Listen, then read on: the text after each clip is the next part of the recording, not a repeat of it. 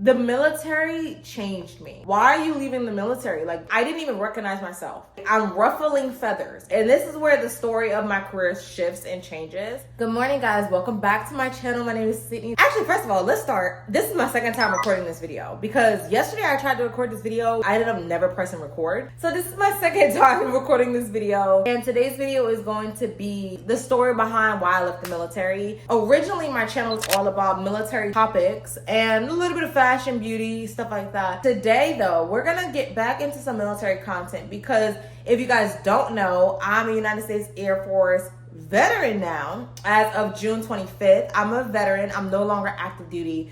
And I want to talk to you guys a little bit about why, not a little bit, I'm going to give you the full story of why I left the military. So if you enjoyed this video or if you're here to just learn more, definitely go ahead and like this video, please, and thank you. Please subscribe to the channel. Let's just hop right in. Again, my name is Sydney. I joined the Air Force in 2019. So February 2019, I joined the Air Force a year out of graduating from college. So I did go to college. My story is a little different than some people who joined right out of high school. I graduated with a psychology degree and I really didn't have any internship opportunities. I wasn't top of my class and I just didn't have a lot going for me right out of college. And I had a shitload of student loan debts that I didn't really know about when I was in college. I kind of just signed up for student loans because that's how I knew to get through college. In college, I actually, fun fact, I was gonna drop out of college. When I was in college, I was gonna drop out. I met with a Marine Corps recruiter and we sat down, we had a talk, and he told me to stay in school. He was like, stay in school.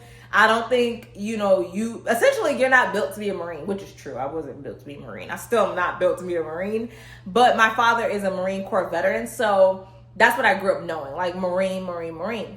So I was like, okay. So I went to college, graduated college. I was like, you know what? I always wanted to serve in the military. Let me go serve. So I ended up going to the Air Force. I went to BMT or boot camp or basic military training in February 2019. I started my Air Force journey and everything was good. I was in a career field that I didn't necessarily love or was passionate about. I joined the Air Force Open Admin. So a lot of people hear about Open General. I went Open Admin. I ended up picking my career field because a girl I knew from BMT, her sister was in that career field in the Air Force. So she was able to give me more like details and, let me know more about the career field than anyone else had been able to inform me of the other options they gave me. So I was like, I'm gonna just do that career field. She ended up doing the same career field too. So we both went into that career field and I ended up starting my career. My first base, I went to Las Vegas. Yes, I went to Nellis Air Force Base.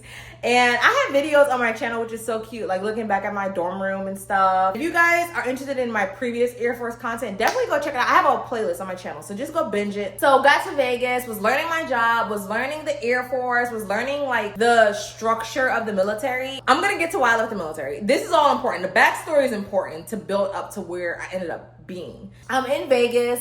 I ended up getting deployed like a year in. Like I'm in the military for like a year, maybe a year and a half, and I get deployed, right? So I come back from deployment and I was originally a 4-year enlistee. So I enlisted for 4 years. So I was like, okay, like I'm gonna extend my contract because at the time I was dating my now husband and I wanted to live with him, right? So in order to live with him, I needed to extend my contract to get retainability. Essentially to have enough time left in the service to be able to fill another assignment. I come back from deployment, we get married, me and my husband moved to Georgia. So we're in Georgia, everything's cool, and I start to get this itch and desire to work in the field of mental health because like I told you guys, my bachelor's degree is in psychology. So we're in Georgia and I'm like, you know what? I really want to work in the field of mental health. At the time I wasn't working in the field of mental health. So I was like, I want to retrain, which is something you can do. You can change your career fields. I want to retrain into mental health. So when you retrain, you get the option of whether or not you want to stay at the base you're at or if you want to PCS or move. So we decided we wanted to move. I decided I want to go for my master's degree. I went for my master's degree in social work, right? So I did my first year, completed my first year while I was in Georgia. So I extended my contract one more time to get my orders to Texas. I get to Texas. Now I'm in a brand new career field. I just put on Staff Sergeant E5 NCO, and this is where the story of my career shifts and changes. And at this base, I had never seen such a dysfunctional, chaotic, and just like unhealthy environment. you know? And when I say environment, I don't mean like the environment, plants and stuff. I mean the environment, like the people, the workspace. And up until then, I really enjoyed the military. Up until then, I was like, I'm not re-enlisted because I don't know if I want to re-enlist. But at that point, I was like, I'm going to stay in for the 20. Because I joined the military thinking I would do 20 years, retire, and be done, right? So I'm sitting in front of you now at 6.5 years and I'm out of the military, separated. So clearly something changed. So like I was saying, I ended up at Ruffling Air Force Base. My Air Force experience took a drastic turn. But I ended up, like I said, switching over to mental health, right? So I'm in a new career field. So I go to tech school for mental health and then I graduate and I'm like, all right, cool. I'm going to be in the field of mental health in the Air Force. I'm in my master's program for social work. It makes sense. It's going to be great. It's going to mesh so well. It did not. And quickly I learned that just because a person is in a position to help you, and just because a person's in a position to support you doesn't mean they will, okay? And so, got to the new base. I'm in class. I'm taking my social work courses for my master's degree. And I'm asking about, help in the clinic of like clinical hours, how they can support me, learning the job, getting trained up. And I was very knowledgeable on the job already because a lot of the mental health stuff I was learning in the Air Force, I had already learned through schooling. So I actually was ahead of the curve in many ways. Fast forward, I graduated from my master's program. When I graduated from my master's program, things shifted. There was certain people in certain positions that did not like that I graduated. So I got my license. I'm at LMSW today. So I ended up getting my master's social work license for the state of Georgia. Because originally I was like, I'm going to go back to Georgia. I want to live in Georgia. I want to settle in Georgia. Bear in mind, up to that point, I had not been supported whatsoever toward my degree. Like nobody supported me, nobody helped me, nobody congratulated me, nothing. While this is also happening, while I'm elevating, certain people wanted me to be put back in my place. People wanted me to shrink back down. People wanted me to humble myself. I was told, you need to understand how the military works. You need to understand the structure, hierarchy of the military. And I was like, okay. So with this, I'm like, all right, you know what? I need to become an officer. I need to become an officer in the military because being enlisted and having your master's degree, having your license, and being knowledgeable isn't necessarily working in my favor, right? I'm ruffling feathers that I don't want to. So now we're in summer, July 2024, right? So because I graduated my master's program, May 2024. But over the summertime, all of this ruffling was happening and like, it was a lot of like, you need to kiss my boot. You need to understand who you are and what the military is and blah, blah, blah. It was just a lot of that. A lot of shrinking of myself. I noticed a major shift in how I function on a day-to-day basis. Like, I don't talk about my mental health per se on the internet because I work in the field of mental health. And I have to be careful with self-disclosure, especially when it comes to the internet.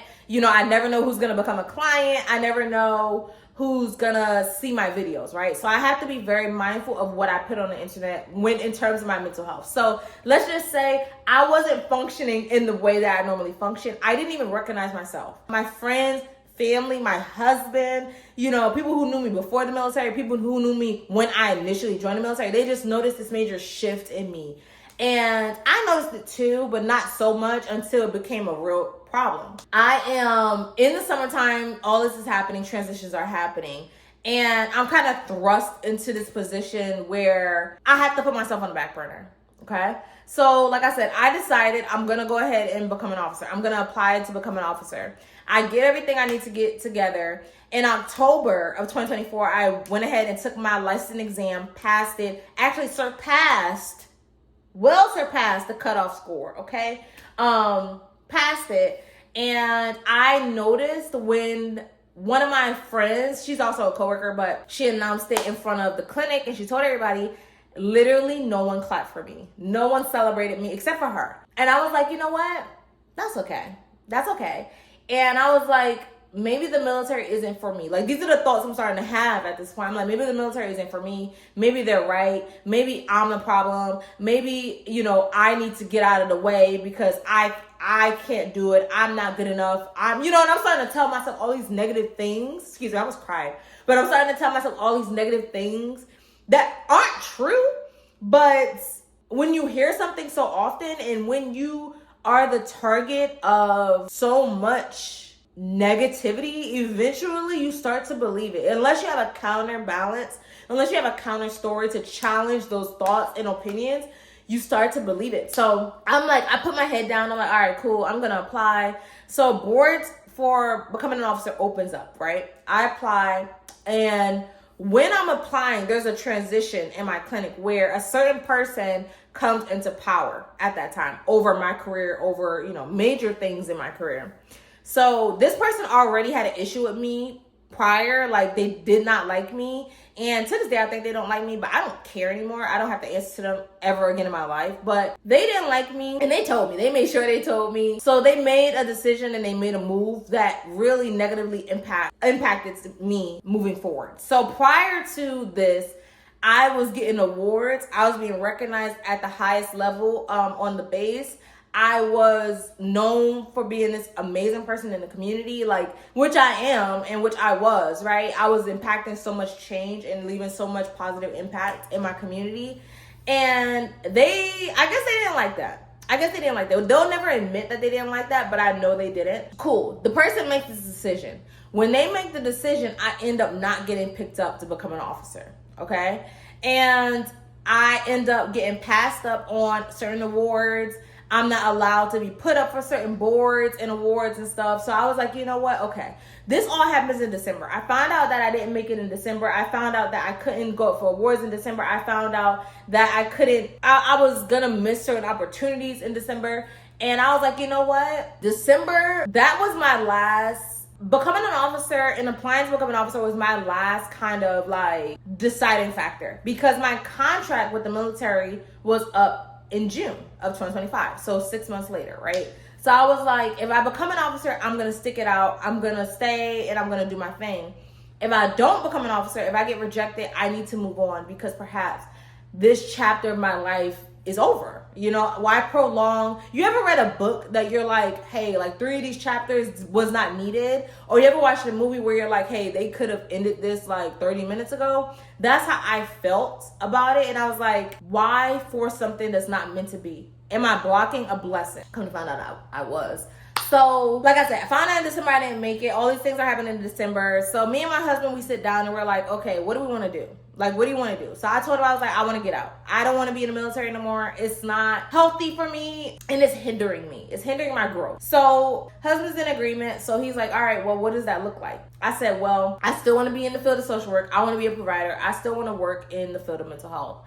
However, I want to work toward my clinical license, okay? Like I said, right now I have my LMSW. I have my LMSW for 2 states. I have my LMSW right now for the state of Georgia and the state of Texas, right? Because I live in Texas. I was like, I want to work toward my clinical license. I want to find a program that can help me get my clinical license. So initially, I started applying to all the VAs, right? Because I still wanted to work with a military population. Like, that's what I'm passionate about. I still want to work with a military population. So I started applying to when I say all of VAs, I mean, I applied in Hawaii. I applied in Idaho. I applied in Washington State, New Jersey, Texas, New York. Like, I applied so many places. I applied basically in every opening that I could possibly find that I could qualify for. Then I'm applying. Then this current administration, everybody knows, they make certain executive orders and it completely halts everything, because then we have the federal hiring freeze. So at this point, I was like, oh God, like, is this a sign that I need to keep my butt in the military? Is this a sign that this isn't the right time to make this move? Now I'm questioning it. Now we're in January of 2025. So I'm questioning it and I'm like, I don't know. And my husband, he was just like, look, if we are going to make this move, let's make this move. And bless his heart, he is, oh my God, like, that's one thing I'll never regret about the military. The military gave me my husband, like, seriously. I decided I'm gonna apply to different programs that can help me get to my goal. Simultaneously, we're trying to decide if my husband should stay in the military. So he's like, you know what, if you're gonna get out, I might as well get out, because I don't want us ever separated again. Me and my husband were geographically separated for 2 years, and it was really, really hard. So he was like, I'm not doing that again. So I'm like, okay, well, what do you want to do? Like, if you get out of the military, what do you want to do? He wants to go back to school. He's already 2 years into his electrical engineering degree, but he took a pause because military and school don't always work. It worked out for me, But for a lot of people, depending upon your work schedule, my husband did shift work and he was on call. So it didn't always work for him. So he took a pause. And I'm like, okay, well, if you find a school, right? If you find a school you like and a program you like, I will see if they have a program for me or employment opportunities for me. I kid you not. Literally, I think it was like late January. I find programs. So there's there's actually not that many. There's a couple programs out there where they will give you free supervision towards your clinical hours and you're employed full time and you're connected to a school system. Take with that what you may. So I'm looking at the different school programs and stuff. So I found the program initially for my job. I applied, interviewed, got the gig immediately and started my onboarding and everything, right? I got my official offer for the job in April of 2025. Hubby, though, on the other hand, he applied for the school system, right? To actually go to class, enroll. So he ended up getting accepted in, I want to say May, or it was either April or May, he got accepted to his whole program. So he is officially a student of the school that I work at, that I work for. So he's working a part-time job. That's where hubby is right now. He's actually at work. I'm about to meet up with him for lunch after I'm done recording this video. So we made the move. We applied for separation from the military. And I had several conversations throughout this time from January to June because I was going back and forth. And I had several conversations with several different people from all the way up from chiefs, lieutenant colonels down to airmen, my airmen, E3s, E2s. And they all asked me, like, why? Why are you leaving the military? Like, why are you leaving the Air Force? And I finally got to the answer of, I have outgrown the military. I have officially outgrown the military. That's okay. That doesn't mean I hate the military. That doesn't mean I regret the military. That does not mean that I wouldn't do it all again, you know? But I have outgrown it. And once you outgrow something, you have to move on, or you're blocking your blessings. Or if you want to look at it as self-sabotage, you know, you're stunting your growth. And I was like, the military did for me what it could. And I am so blessed to have served. And I'm so happy to have met the people that I've met. Like, some of my closest friends are from the military. Like, 6.5 years of your life, it does not just fly by. Like, I remember moments. I remember fear. I remember anger and frustration. I remember happiness and joy. Like, I remember all of it, and I'm so blessed to have experienced it. So if you're on the fence about joining the military and you wanted to watch this to see like why somebody left the military, everyone has their own story.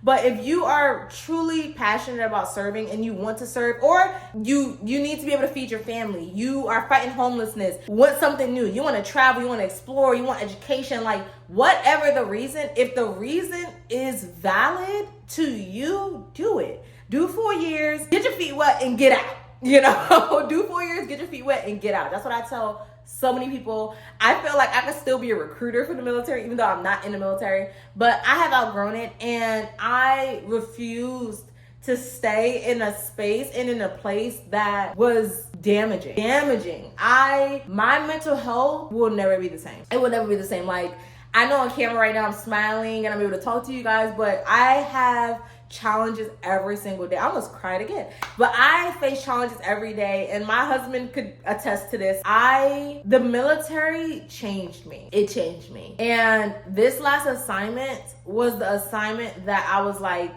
I need to get out. I need to get out of here. Like, I would say that all the time, I need to get out of here. I need to get out of here. But on a serious note, like, I needed to get out of there. I hope you guys enjoyed this video. I hope that you got something out of this video. Hopefully I recorded this video. I gotta check the camera, make sure I actually could record this time. But I'm about to look up some places. I'm kind of in the mood for some ramen, but I'm gonna look up some places, and me and hubby are gonna meet up for lunch. And I'll see you guys in my next video. I probably will vlog for the rest of today because I have some other things I need to do today. So if you guys are interested in like just going day to day with me, definitely go ahead and subscribe to the channel. And I'll see you guys in the next one. Bye.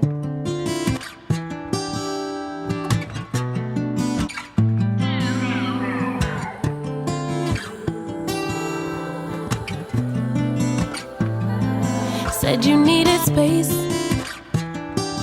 Said you needed more time to think, so you went away.